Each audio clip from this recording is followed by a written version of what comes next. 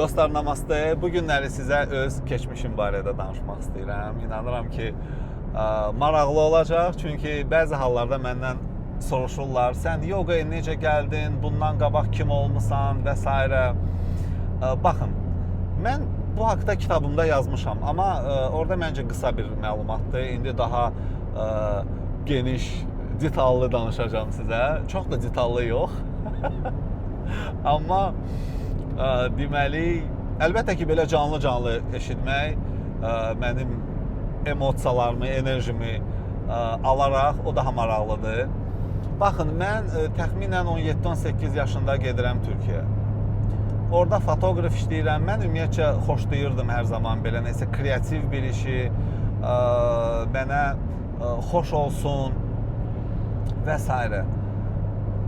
Bir neçə il orada yaşayandan sonra qayıdıram, sonra burada oxudum, sonra mən gedirəm oxumağa İtaliyaya.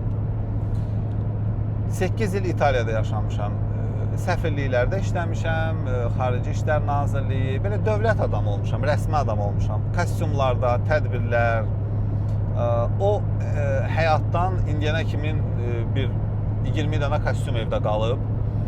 Onların hələ bir hissəsini mən hədiyyə elədim, verdim, amma yenə də mənim keçmiş həyatımdan qalan aksesuarlar çoxdur. Nə bilim, 100-ə yaxın qalstuk və s. Deməli, mən özümü iş adamı, biznesmen saymıram. Çünki mən heç vaxtı da olmamışam. Amma böyük bizneslərin iştirakında, o kontraktların imzalanmasında mənim böyük təkanım olub. Hətta Azərbaycanda bir çox layihələr var. Mən o detallara getmirəm. Çünki mən Azərbaycana qayıdandan sonra böyük bir İtalyan şirkəti burada təmsil edirdim. Onların burada üzü idim. Deməli, həm Rusiyada, Qazaxstanda belə yəni bildiyiniz rəsmi adam, sürücü və s. Sonra deməli mən bir neçə il şirkət bağlandı, qayıtdı İtaliyaya. Mən bir neçə il boşluğa düşdüm. Bir neçə yerlərdə işləməyə çalışdım, amma mənim rəhbərliyim tam konkret olaraq məni idarə etmək niyyətini görəndə o məni çox sıxırdı. Yəni mən oğlağam, indi oğlaqlar məni başa düşür, bizə demək olmaz, sən bunu eləməlisən, sən bunu eləməlisən. Biz özümüz zaten rəhbərik. Çox məsuliyyətliyik, çox işkolikıq və s. Neysə, mən yəni şəraitim, imkanım da mənə onu deməli neysə bir neçə il işləmədim və yavaş-yavaş bir balaca başladım. Mən heç vaxt alkoqol içən olmamışam, amma tədbirlərdə neysə belə bir balaca prosecco falan bu mənə xoş gəlirdi. Çünki İtalyan life o bunu deyir. Neysə bir neçə zaman bu ipi biraz boş buraxdım. Çünki yaşayıram Targovada, evdən çıxırsan elə klublar, yeni dostlar, tanışdıqlar, çox xaricilərlə oturub durmuşam hər zaman. İtalyanlılarla, İtalyan cəmiyyəti var Azərbaycanda və s. Neysə, mən bir rəfiqəm var idi o vaxtı.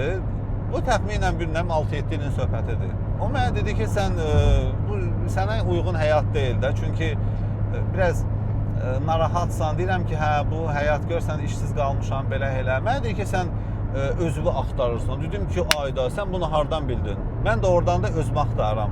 Son illər, son zamanlar mən özümə belə sualları çox verirəm. Sənin missiyan nədir? Sənin məqsədin nədir? Sən nəyə görə bu dünyada yaşayırsan? Çünki maddi şeyləri, qurban olum Allaha, mənə hər şeyi göstərdi. Maddi tərəfi. Özdə çox belə geniş göstərdi. Mənim vaxtım olub ki, mən idman maşınları, balaca bir kolleksiyam olub. Yəni o dərəcədə. Amma yenə də xoşbəxtlik yoxdur, yenə də huzur yoxdur. Sanki bir boşluq var, bilmirəm özümü necə tamamlayım. Neysə, mənə deyir ki, sən yoga ilə məşğul ol, sənə yaxşı təsir göstərər, sən orada meditasiyalar edərsən. Mən də deyirəm ki, ay qız, bu yoga nədir? Boş şeylərdir. Mən elə şeylərə, o qızlar üçündür, gedib orada otururlar, meditasiya eləyirlər, om, zat, neysə deyirlər, oxuyurlar, bir-birlərini qucaqlayırlar, ağlayırlar. Yoga mənlik deyil. Yoga nədir? Deyir, yox, sən bilmirsən, yəni cahil idim o anda. Bax, görürsünüz həyat necədir. Sən bir şeyləri çox gözəl bilə bilərsən. Sən belə çox savadlı vəkil ola bilərsən, ya həkim ola bilərsən. Amma sənin başqa bir istiqamətdə heç bir məlumatın ola bilməz. Və səndə bir məlumat olmayanda heç vaxt demə, o qaradır, o negativdir, əşi o nədir? Yox, bu əşi o nədir deməməlisən. Deməlisən ki, mən sadəcə bilmirəm, məlumatım yoxdur. Bir araşdır, bax gör nədir. Yəni, həyatda biraz belə bu pozisiya ilə yanaşmalıyıq. Nəysə, mən başladım, bir dərs yoqaya getdim. Açıq havada bir müəllim var idi, Anar müəllim. Çox belə fiziki yoga keçirdi bizə. Mən bir dərsdən sonra, dostlar, özümü bilirsiniz necə hiss elədim. Çox belə gümrah, enerji dolu. Dərindən nəfəs almağa başladım. Mən dedim ki, adı elə bu yoga nədirsə, mənə çox yaxşı təsir elədi. Deyir, görürsən, mən sənə nə vaxtdan deyirəm. Çiyinlərim açıldı, belə əməlli başlı naqruska hiss elədim. Elə bir ki, fitnessdə olmuşam. Eyni zamanda belə bədən sanki başlayır uçmağa. Mən indi başa düşürəm nə baş verirdi. Çünki enerjilər sənin bədənində aktivləşəndə, axıcı olanda sən özünü bir başqa hiss edirsən. Çox gözəl hiss edirsən. Avtomatik olaraq bu depressiyadır, fikirlərdir, nə bilim, düşüncələrdir, qorxulardır. Onlar sanki beynindən azad, yəni inanılmaz belə çox gözəl özünü hiss edirsən, həm zehinsal olaraq, həm bədən olaraq. Mən də dedim ki, mənim bu çox xoşuma gəldi. Özümə dedim ki, sən davam edəcəksən. Yazıldım. Bir müddət gəldim, gördüm ki, məndə çox gözəl dəyişikliklər var. Bədən olaraq, zehin olaraq, mənim meditasiyalar başladım eləməyə, başladım səyahət eləməyə. Yəni,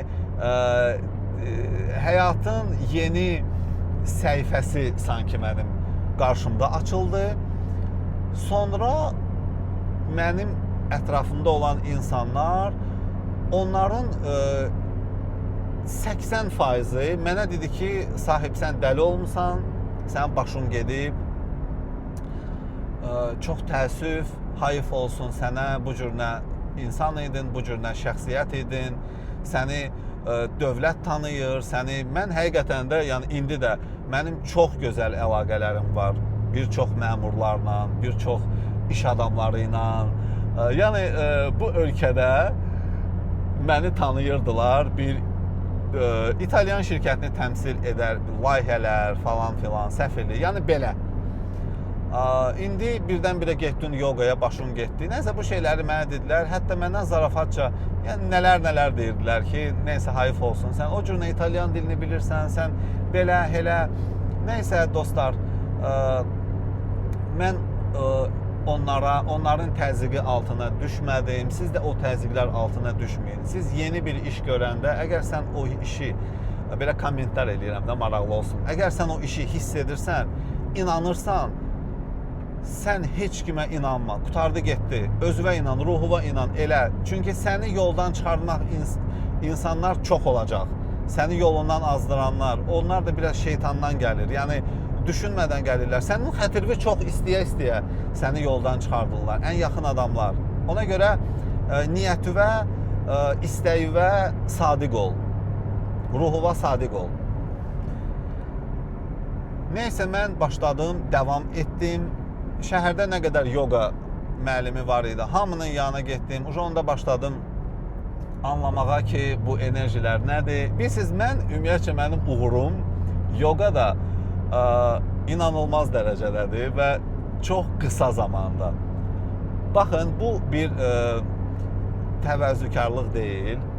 Həqiqətən də mən bu şəhərdə bir nömrəyəm. Bu şəhərdə yox, bu ölkədə və mənim haqqımda hal-hazırda Qazaxstanda da danışırlar, Rusiyada da danışırlar. Siz görsəz, mən Hindistana, Rişikeşə gedəndə, o mənimlə gedən qruplar, onlar bilirlər. Məni Rişikeşdə, yəni küçədə tanıyırlar. O dərəcədə mən öz istiqamətimi, mən iş buna adlandıra bilmirəm. Bu mənim işimdir. Yox, bu mənim işim deyil, bu mənim həyat tərzimdir.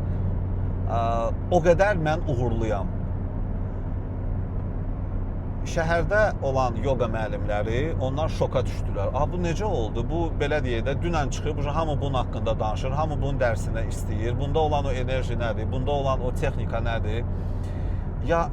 Yarısı yoga müəllimlərin məndən başladı zəhləsi getməyə, arxamca başladılar danışmağa. Okey, mən hamını çox istəyirəm onsuz da. Çoxsu ilə yenidən barışdım. Amma yarısı mənim heyranım oldu. O dedilər ki, sən necə? Nəysə, bu çox maraqlı proses idi əslində mən yaşadığım. Deməli, mən başladım öz tədrislərimə. Qısa zamanda çox məşhur oldum. Başladım ulduzlarla işləməyə. Onlar məni dəvət elədilər, çağırdılar. Mən bir 10-a, bəlkə də 15-ə yaxın mən xalq artistimi deyim, məşhur aparıcılarını deyim, dövlət adamları, nə bilim, onların aralarında deputatlar da var. Kimlərə ki, mən bu günləri yoga dərsləri keçirəm və onlar məni dəvət edirlər öz, belə deyək, tədbirlərinə və s. İndi burada nə baş verdi? Mən bu indiki, okey, mən Sibrizə daxil oluram. Deməli, nə baş verdi? Mənə çox üzr istəyirəm. Bir saniyə. Müəllim, salam, necəsiniz? Dostlar, mən Sibrizə daxil oldum. Sibriz çox gözəldir, Sibrizi sevirəm. Azərbaycanın Mayamisidir bura. Dostlar, mən deməli gördüm ki, Azərbaycanda biraz yoga, müəllimlik, təlimlər falan gördüm çox zəifdir. Mən axı araşdırıram, baxıram, bilirəm bu böyük bir aləmdir, böyük bir dünyadır. Bu araşdırmağa başladım ki, bu ümumiyyətcə hardan gəlir, necə, bunun təməli hardadır və s.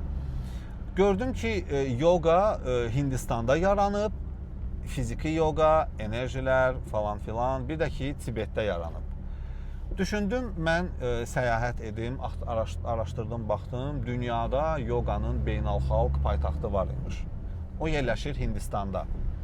Adlanır Rishikesh. Mən ora hər il gedirəm, mənim qurularım oradadır, müəllimlərim oradadır, mən orada məktəb bitirmişəm, aşramlarda yaşamışam və s. Deməli, mən getdim, oxudum, gəldim, bir müddət orada yaşadım və bu fəlsəfəni tam olaraq özümə həyat tərzi olaraq seçdim və inandırım sizi bu günləri, bilmirəm, məndən xoşbaxt adam yoxdur. Çünki əsl xoşbaxtlıq odur ki, sən bir doktor olursan və insanları tam təbii yolla, dərmansız, kimyəvi maddəsiz, tam təbii yolla, o sənin enerjindir, o sənin verdiyin hərəkətlərdir, fiziki hərəkətlər. Yəni, baxın, mən elə bir deməli, hərəkətlər bilirəm, hansı ki, səni çox gözəl fiziki olaraq inkişaf etdirir, bədən olaraq, zehin olaraq. Yəni, tam olaraq sən bu enerjiləri aktivləşdirirsən, həyatı aktivləşdirirsən. Yəni, bunun nə qədər önəmi, nə qədər dəyəri olmağını insanlar hal-hazırda anlamır. Bir çox insanlar anlamır. Çox az faiz anlayır və onlar bu günləri yoqadadırlar. Siz bilirsiniz, bu günləri dünyada insanlar artıq öz villalarında fitness tikmirlər. Qabaq dəbdə idi, fitness tikirdilər, nə bilim, bilyard stolu qoyurdular. İndi yoga studiyaları edirlər və yoga çox geniş bir anlayışdır. Mən də xoşlamıram o oturum saatlarla, o meditasiya falan edirəm. Yox, onun da yeri var, amma məndə yoga fizikidir, mən enerjilərlə işləyirəm. Yəni, bu şeyləri anlayandan sonra dedim ki, nəyə görə mən bu istiqaməti özüm üçün bir həyat tərzi olaraq seçim və başqa gözəl ruhları, insanları şəfalandırım. Mən baxdım ətrafda nə qədər insan var, hansılar ki,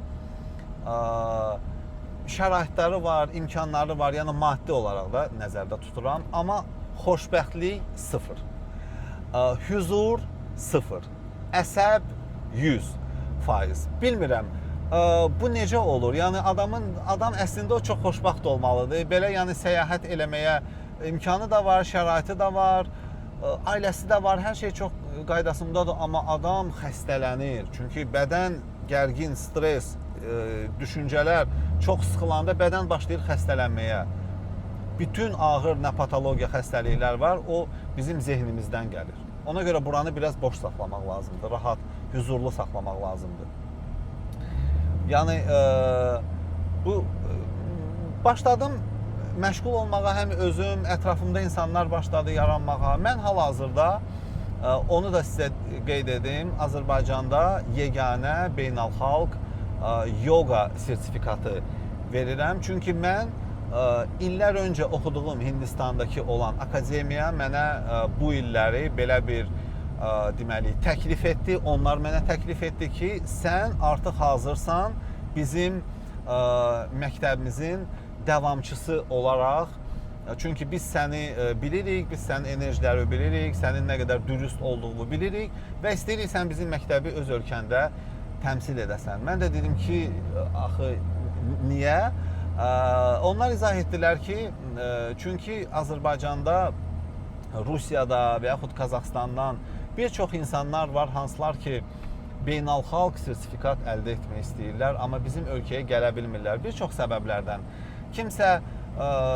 Kimisə icazə vermirlər getsin. Yoga ilə məşğul olanlar çox vaxt xanımlardır bizim ölkədə, amma çox tərsinədir, Hindistanda əksinə oğlanlardır. Və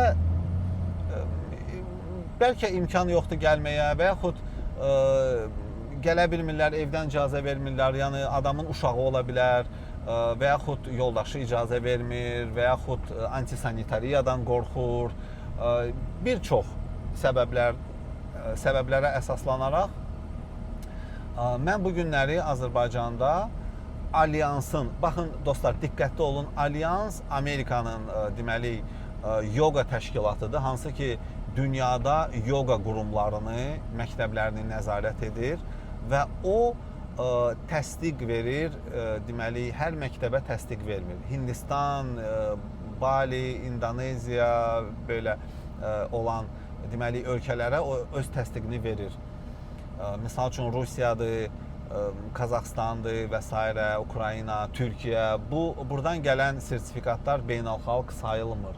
Siz onu oxuya bilərsiniz. Yəni sertifikatın üzərində yazıla bilər ki, internasional sertifikat və yaxud beynəlxalq sertifikatdır. Amma o yazı sadəcə bir yazıdır. Və siz elə sertifikatı əldə etdiyinizdə o bir kağız parçasıdır.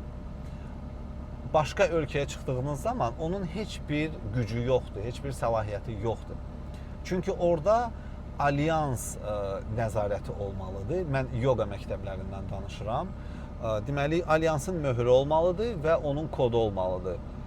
Sənin adın, soyadın beynəlxalq bazada olmalıdır. Misal üçün, sən Dubaya və yaxud neysə başqa bir ölkəyə işləməyə getsən, onlar yalnız səni elə yoxlayıb işə götürə bilərlər. Bu məlumatı da sizə verdim. Sadəcə məlumatlı olmağınız çox gözəldir. Gününüz uğurlu olsun, gününüz gözəl keçsin. Sizə xoş həyat, sevgi dolu, huzur dolu arzulayıram. Namaste.